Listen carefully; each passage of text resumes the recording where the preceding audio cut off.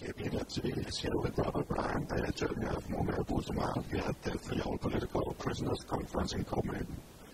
And Robert, could you please start by introducing the case of Mumia Abu Jamal to our younger viewers? Well, for people who are new to the case of Mumia Abu Jamal, incidentally, my name is Robert Bryan. I'm an attorney from San Francisco, California, and I am the lead attorney on behalf of Mumia Abu Jamal. Mumia Abu Jamal has been on death row in Pennsylvania, USA, for nearly 3 decades. He was convicted in 1982 of shooting a police officer, a white police officer in downtown Philadelphia, and he's been under a death sentence ever since. He's never left death row for 1 second. And so he's been in isolation on death row for these many years. But how come you're here at a political prisoners conference? What does that have to do with Mumia? Well, I was invited. That's one of the reasons I was here and I accepted. But Mumia is a political prisoner. He's on death row because he's black. He's on death row because he was poor and could not afford a good lawyer. He's on death row because he could not afford an investigation of his case. And he's also on death row because of his politics. Mumia, when he was arrested, was already a very well-known journalist, primarily radio.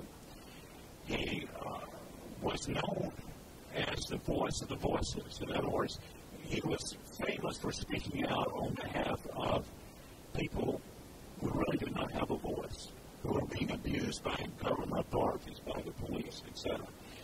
When he was arrested, the police really targeted him. They had warned him before he was arrested. One of these days we're going to get you because you keep speaking out against us, the establishment. When he was arrested, they really went after him with a vengeance. And the feeling of the police was that once we get him on the prosecution, once we can get him on death row, we'll shut him up, we'll silence his pen, silence his voice. And in fact, what happened, ironically, is that Mumia today is known all over the world for his journalism. He's written 6 books from death row. He does weekly commentaries that are heard both on radio stations and read in newspapers around the world. And instead of his voice and pen being still, silenced, he's more prominent than ever today. So now the government authorities really want to kill him because they won't, because he's such a threat, because he talks about police corruption, governmental abuses, he talks about poverty, he talks about the importance of education, he talks about big issues.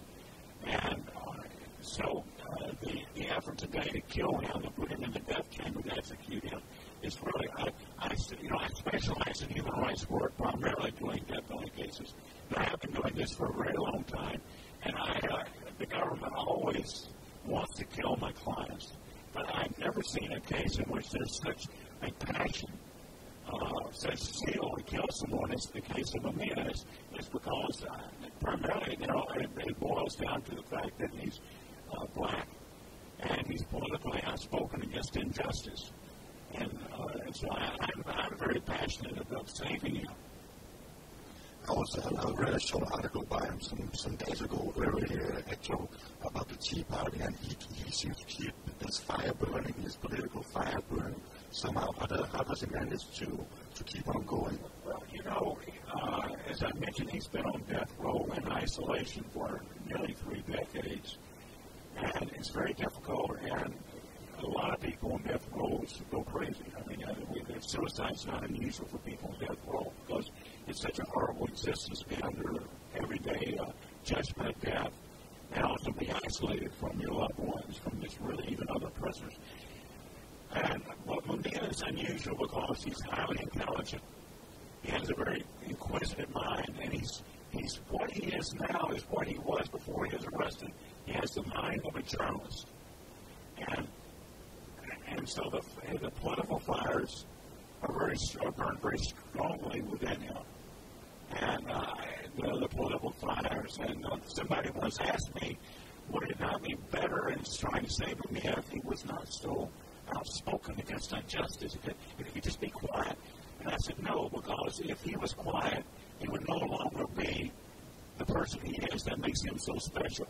And it's that specialness of his, that inquisitiveness, that those political embers, those fires that are burning within him, that cause him to have such a strong voice that's heard regularly around the world and read.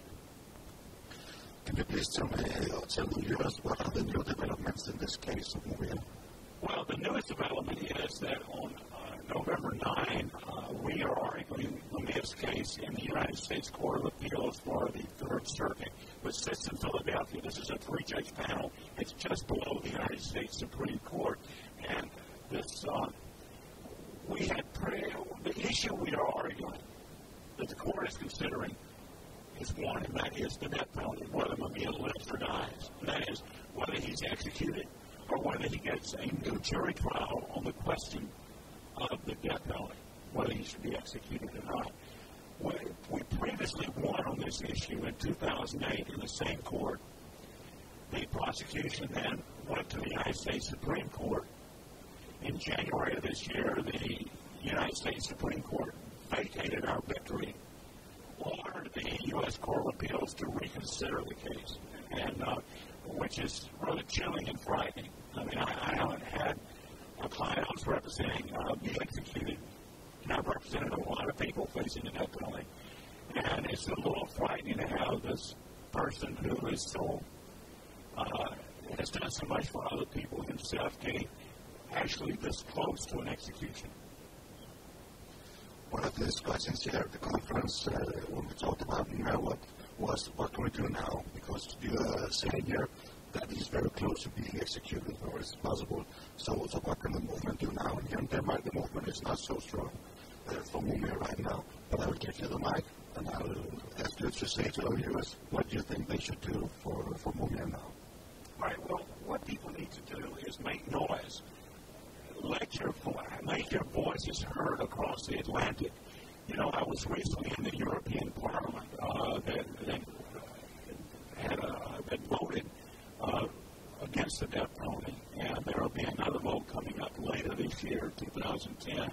What we need people to do is to organize and to speak out against the death penalty, not only in Mumia's case, but in cases involving all people facing the death penalty everywhere. What people need to do is sign an online petition.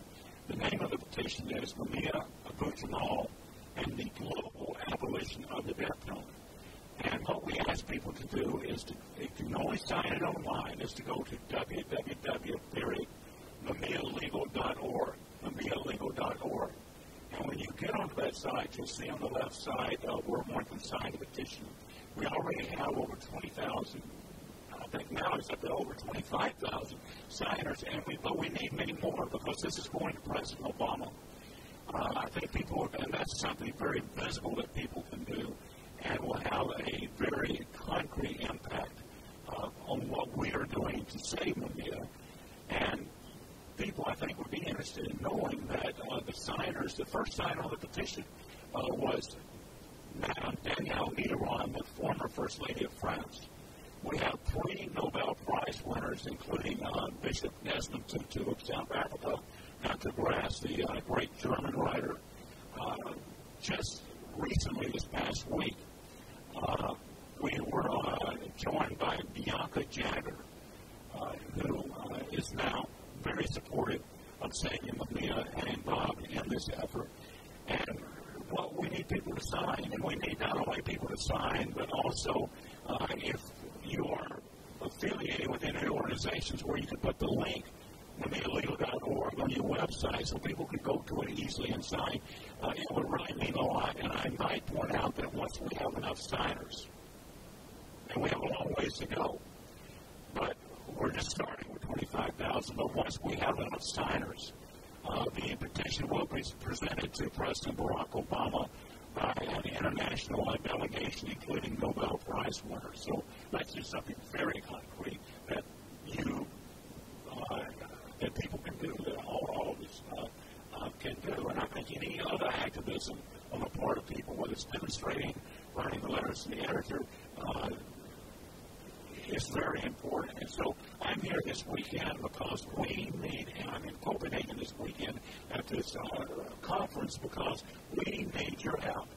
And the international voice, particularly of you in Europe, who have abolished the death penalty, is very persuasive and very strong.